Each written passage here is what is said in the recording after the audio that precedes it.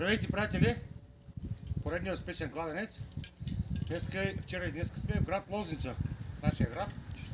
Водата излезе на 18 метра.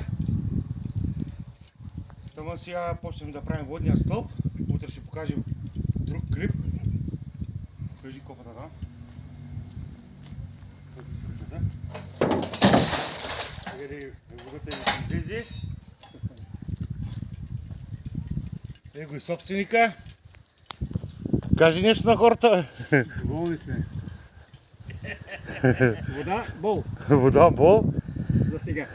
За сега, да. И кал. Вода и кал. Та сега излезе. Биш от три места тече. Сега се вижда най-добре. Да. Вижда ли се? Не се вижда сигурно. Защото е много надълбоко.